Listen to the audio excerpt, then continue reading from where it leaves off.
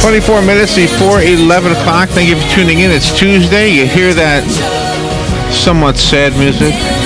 It's not sad. I know you think that. Joe Reichel is here to contest that, to counter that. Actually, no, he's here to tell us what he does when a tree falls on your house, or when lightning hits your house, or when a flood causes damage, or anything causes damage to your home. The show is called Damage Control, and Joe Reichel is with Damage Control Services. And we were just talking off the air about a story in the Star Banner this morning about a 95-year-old man who went out to get his mail, and a tree split down the middle and now has damaged his home. So good morning, Joe. Yeah, it hit his home and hit the neighbor's carport. Yeah. And they say you could see the rotting inside the tree, and he had written a letter. What did it say? 6 months ago, right? To whoever could have possibly prevented this. To the owner of the park where they live. Yeah, not a good thing. No, and that's the thing. You never really know about trees, and anytime they're close to your home, you've got to be very cautious of the condition of the tree, so that something like this doesn't happen. Well, good. Fortunately, he wasn't in the home. Exactly. Nobody was injured. But still, I mean, what an inconvenience. Your house is. You got to live. He's living in Dade City with his daughter or whatever. Right. Yeah, it's tragic, and that's the thing. I mean, we've got a couple tree jobs going right now, and one couple just moved back into their home from they were in the hotel for a while. Another family's out of their home because of the condition of the home, and they're staying at family and friends' homes. So are you being inundated with we've got yeah? quite a few jobs going right now because of the storms and tree damage. How does it feel now that you're doing radio and you've I mean, I'm not saying celebrity in the John Travolta sense, but you've got some level of celebrity doing this now. I mean, we see a story like that, we think of you. That is what I want. I mean, I want people to be able to think of us and think of Damage Control if there is a disaster, and who is able to help them. We can't help everyone, but we can sure try and maybe point you in the right direction. And we've created some very good business relationships with other companies that may be a better fit for different individuals, but one way or the other we're going to work to get you taken care of. It's a neat thing. I do appreciate whenever people call me, no matter what the situation. They say, hey, I thought of you whenever this happened, or I've got this issue, can you help me? I like that. I like it a lot. So, and I've taken your advice. We ordered some refrigerator magnets. I'm telling you, that's what you need. Yeah. Because everybody listening right now that does not have a tree on their house is just listening. Yeah. But as soon as that happens, they're going to say, what was that guy's name? What was his phone number? What's the company? Damage Control. They hear that song in their head. So right. That helps. That helps. Yeah, and that's the thing. I mean, we take care of so many different types of disasters, anything insurance related. So, and in addition to that, we do construction as well. So, new additions and new homes. But fires, floods, storm damage, or like a tree falling on your home, or wind damage, cars in homes, mold, sinkholes. These are all the types of different insurance-related work that we do. So may I have the honor of being one of the first refrigerators to have I would like that. Your magnet on it? I would like that. As soon as I get them, I'm going to drop one off for you. Is there a picture of you on it? Yes. Yep. And Rob and Mike? Yep. All three? Yeah. Yep, all three of us. It's just like the side of our truck or the side of my car. It's going to be that look. Well, that's cool. So, yeah. So you don't feel like you're going to be typecast, like in the future when somebody wants... they're always going to think of it's like Max Baer Jr. He's always Jethro Bodine. I hope they always do think. If they think Damage Control or they think a disaster, I hope they do think of me. What do you think is the biggest call that or the most often call? Is it trees? Right now it's trees. It goes through cycles. Really? Yeah. There's even a fire season. Right now we're in the storm season because of the hurricanes and this type of weather that we have, the afternoon storms that pop up. Through October through, I think it's March, in that area somewhere is when the fire season is. Typically you have more fires in homes during that time of the year. There was another damage story, but it was from vandals. It was at the Boys and Girls Club. Did you see that story? I did not see that, no. Apparently it was like $6,000 or $8,000 worth of damage. Wow. Somebody went in there and busted stuff up. I mean, unnecessary damage, but Nevertheless, damage that needs to be fixed. Yeah, that's a shame to do it to an organization like that, for sure. Do you have that? I'm guessing it's not often, but have you had a call like that? Mm-hmm. Yep, we've taken care of vandalism. Yeah, vandalism as well as break-ins. Insurance companies will call. Oftentimes, they'll call or refer their customer to us if they had a like some damage to like a door get busted in or something from a break-in. I had to bust my own door one time. Really? I got to the house. This was when I lived in Bellevue. I can't remember what it was. The key broke off, maybe, or something happened. I couldn't get the door open. Call a locksmith? Well, I wanted to get in. I mean, I figured I could bust it open and then worry about it later. I wanted to get inside. Had to get in, huh? Well, I could fix my own doorknob. I mean, okay. But you got to be inside to do it, Right. And then all I had to do was fix my door jamb. But I did kind of just push my way in. Good morning. You're on the air with Joe. Hey, good morning, Joe. This is Joe. Hey, Joe. Hey, Joe. How you doing, Larry? Hey, and you guys were kind of talking about vandalism and certain damage. Hopefully this will be easily answered, but if you do have somebody that comes home and there's been vandalism and they can't secure the property on their own, what is your response time to get over there and secure the property? And I think I asked you once before, can I just call you without calling my insurance company, or how does that work? And I'll hang up and get the answer, guys. Thank you, Joe, for the call. Yeah, and that's a good one to repeat anyway, even if you did ask it before. That is, you can call me directly, but you would want to also call your insurance company and probably start a claim, depending on, a lot depends there too. What was stolen, if things were stolen, or if you, how much damage there is, and you always want to make sure you get that taken care of. So you would want to call them. Calling me would be one of those steps, or right there along the same lines, and we could get over there within an hour or two and secure pretty much. We, depending on the situation, we drop what we're doing and go where we need to and take care of things. So either I'll be there within the hour to assess it and see what we need, or one of the guys will be there and we can just go ahead and start taking care of what needs done, securing the property, and making sure that you're not going to you be able to stay there for the night. So if it's not something where you're not able to stay there, we can make arrangements, help you to find a hotel room if you need. We've got connections with a lot of the different hotels in the area, and we help a lot of our clients in order to be able to find them somewhere that they can stay. Have you ever had a flood call where the house was either totally underwater, not when you got there, but like in Hurricane Katrina? I mean, you saw shots of roofs, people on canoes going past rooftops. Have you gone to a house that has had that kind of exposure to water? Yes. Wow. Here, just in the northeast side of town, when we had those storms come through, I guess it was a year and a half ago now, rainstorms came through and the storm drain system didn't work here in the city, and several homes got flooded. Oh, by the golf course? Yes. Okay, right. Several homes got flooded, in this northeast side of town area. Right. And we worked with a few of those homeowners on their homes that were underwater at the time.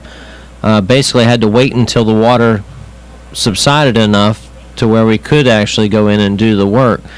And several of them, they didn't, some of those homeowners, they decided not to do anything, and then mold overran the homes, and I bet it was pretty bad. I bet it did. So also another reminder of why it's important. It might look livable, but you've got that hidden issue. And there again, another very good reason why you don't have to wait for the insurance or the adjuster to come in before you start doing some work, or to start the process. Just get pictures, right? Just take pictures of everything. If you take stuff out of the home, leave it sitting in the yard. Don't dispose of it. As far as if you have to cut drywall or take carpet out, just save all of that, and the insurance adjuster can look at it as needed and say okay, or no or yes, or they can make the determination from there. But you want to do what you can to protect your home and get it started. We've had interviews with attorneys, and one of the pieces of advice is, after a car accident, to write it down, every little detail, as soon as you can, because the more time that goes by, the less you're going to remember about the details. Yes. And if you can't write, or you're not good at it, ask somebody to kind of write down what you're saying. I'm guessing it's true for this too. I mean, you need to, if you do start repairs, before you do that, or maybe simultaneous, record it somehow. Yeah, document everything as you go. Yeah. And, like I said, take pictures. And that's where a lot of times when we get into a job, we really don't know what we're going to be getting into until you start taking it apart. A lot of the mold jobs are that way, for example. You don't know how bad it's going to be under the drywall until you take the drywall off. Then. So, Yeah. If it is worse than we assume, we take lots of pictures. We call the insurance adjuster or the insurance company and let them know, hey, it's going to be worse. We send them pictures, or they send out a representative, an adjuster, to take a look at it and reassess from there. So, it's always it's one of those things where, even though you're doing a certain set work, nothing's ever set in stone. There's always ability to change things and add to if need be.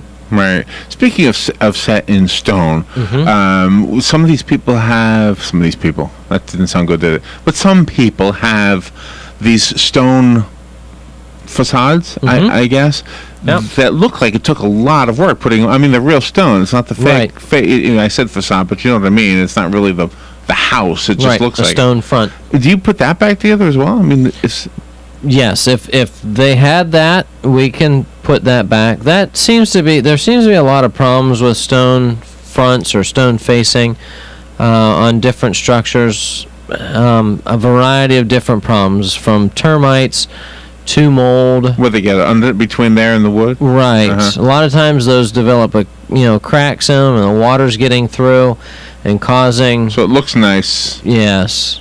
Yeah, that seems to be a quite a problem, so especially on your wood structure homes. If it's a block home, it's not as bad, but. So you would advise against it if I said, hey, what do you think? I'm going to put a stone front on my house. Or make sure it's maintained properly. I mean, as you get cracks in it, and that's the thing about, concrete is something that's always getting harder, but it's always expanding and contracting. There's always movement to it. So you're going to have cracks in it. Right. And especially something like that on a home where, you do have movement, you will end up with, some cracks in it. Concrete is always getting harder? Concrete continues to get harder, yeah. Forever? Mm-hmm. Yeah. So this concrete is harder now than when I first walked on it? Sure is. Couldn't tell you. Yeah. Well, try breaking it.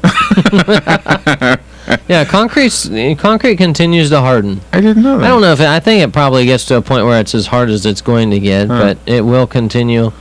And that's why whenever you build a home, you want to let the concrete cure several days, or a driveway before driving on it. You want to let that cure before you drive on it. Do you think you'll write a book one day about all the different stories you've had? And I've never thought about writing a book, but I never thought I'd have a radio show either, so. But it might be interesting, and if there was such a book, then maybe there'd be a chapter that you could tell us about right now if I ask you this question. Okay. Do you have any funny ones? I mean, it always sounds like it's unbelievably stressful or distressful or whatever. But have you ever had a call where something happened, you show up, and the guys or the ladies just got a good sense of humor about it, and you actually find yourself laughing at whatever's happening? I can't say that a lot of times I'll laugh inside just because of, sometimes people's reactions to things, or they feel it, and that's the thing. I mean, it's, everyone feels that their disaster is the absolute worst, and it is. It's terrible to them. Right. And I'm not trying to make light of it by any means, because, I went to one a couple weeks ago, and she's a dear friend of mine, but she called me on the phone hysterical, almost crying. She didn't know what to do. And I said, okay, I'll be right over there. And I get there, and a limb basically just rubbed the side of her roof and bent the roof, and she had a metal roof, bent the edge over. Okay. She's got 3 3 trees down in her yard, and one of the limbs just grazed her house. Could have done a lot of damage. So you are finding humor in this because she's really upset, and you go and you see something that doesn't look like much. Yeah, I was expecting to see. Oh wow! When I got there, I was expecting to see the tree, in the home, and I mean that was the way she was, kind of on the phone, right. Hysterical about it. I mean, I showed her a picture of the house that I was going to as soon as I left there, and I said, well, yours is mild compared to this, and it was a tree right down through the middle. So and did you help her out? Yeah, she was fine once I was there, and I got up on the roof and looked at, assessed the damage. But maybe she was afraid because she didn't have the money. That happens too, right? How am I gonna fix it? I don't have any money, right? Does that happen? That happens a lot. I mean, we've had ones where homeowners you would think would be hysterical because of what's happening, and they just kind of shrug their shoulders and say, "Oh well," and at least nobody got hurt. Everything's okay. I've got insurance. We'll get it taken care of. So, did you see the movie? Lone Ranger, I just saw it. No. Okay. What was the dinosaur movie years ago? Jurassic Park. Did you see that movie? Mm-hmm. Okay, remember the scene where the dinosaur eats the guy in the outhouse? Right. Okay. I remember hearing people laugh, and I thought, wow, a guy just got eaten by a dinosaur. Why would you laugh? Because he's on the toilet. So, I mean, I don't know that I would laugh if it happened in real life, but it may be in a movie I would. Right. So you haven't had that situation, not where a dinosaur eats a no, and that's why I'm trying to think. We haven't really had any funny ones. Really? I mean, we get calls all the time where people are just hysterical. They don't know what to do. Right. Went to a flood last week, and See, now that's funny. Not many people say this. Right. I mean, I don't usually have conversations with people. I went to a flood last week. Yeah. I went to a party, a meeting. I went to a flood last week, and there was about 2 inches of water in the lady's home. Right. And the plumber walked in. His response was, "Wow, I haven't been to one this bad in a long time." And that was kind of funny. I found it funny. Yeah. But I mean, it wasn't really funny because it's like the dinosaur eating the guy. Right. Here's the thing. I mean, I know whenever we're there, we're going to be able to make it all better. We're going to be able to fix everything. So it's not going to be a problem. But for right then, it is a problem. I'm actually amazed that we don't have more floods here, considering how we're below everything. I mean, in this building, you mean? Yeah, I mean, we have. I guess because they pump out the pond regularly, right? So that's kind of where it all goes. And that's where, as long as your pumps are working and everything, you're okay there. And a lot of times people that have basements, for example, they'll end up with basements that get flooded because the pumps didn't work or something didn't happen. Do you know, I believe that there's a sinkhole in the northwest corner of this parking lot that I guess everybody is familiar with. Do you know what I'm talking about? There's a fence around it. But when they pump this pond out, there's literally a small river behind the Cascades that goes down to that sinkhole. Oh, wow. And it's a flowing body of water. I mean, it looks like a river. A little river, The river runs through it. right. I've seen that movie too. Right down to the feral cats. There you go. Which all live in that little hole, I think. Well, it is an interesting. I mean, I'm guessing when you go to a gathering, this is. I mean, you've got to be the one that everybody's listening to. I mean, you've got the coolest stories, even though there are other people's tragedies. Yeah, sometimes. I mean, I've always got a picture of something fun to show you as far as some nasty things. Whether it be a fire, and that's a lot of times I'll post our stuff on Facebook, and like last week I posted a picture of a before and after of a fire. That's always good. Oh, I saw that. Yeah. And that was very, very good. I like that. Yeah. I mean, that was good news. I love seeing stuff like that. Right. I've got lots of pictures of different things that, different jobs that we've done and some neat things that, and that's where I like using, a lot of times we use different products or something. And, I was showing a lady pictures of stained concrete floors that we did on one of the projects not too long ago. So, these are, it's neat. It's neat to be able to do that and, That's why I take lots of pictures of everything. Well, again, for the listeners, if you are listening to Joe and you're as fascinated as I am by the jobs that he does and the other guys do at Damage Control Services, then you probably are sitting in a nice house without any flooding, without any trees coming through the roof, and God forbid it ever happens to you. I hope it never does. But like this guy in the news this morning, 95-year-old guy, I mean, we don't know who he called for help, but somebody in the neighborhood could have had one of your magnetic signs or magnetic business cards on their refrigerator. Could have said, hold on, I got a number for you. Go back into the house and get your number. Right. Yeah.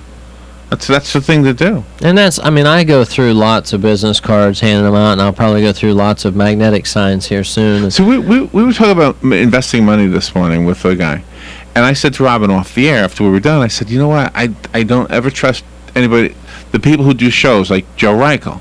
I would trust you, like if I could find a guy who could handle money the way I would trust you with my house, then I would give him the money.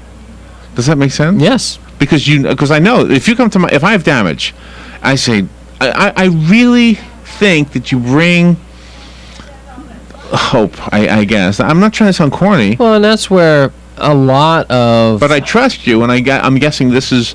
Well, probably about 90% of our work is referral based, where somebody who we've either worked for before, we have a good relationship with, has referred us to a friend or family member.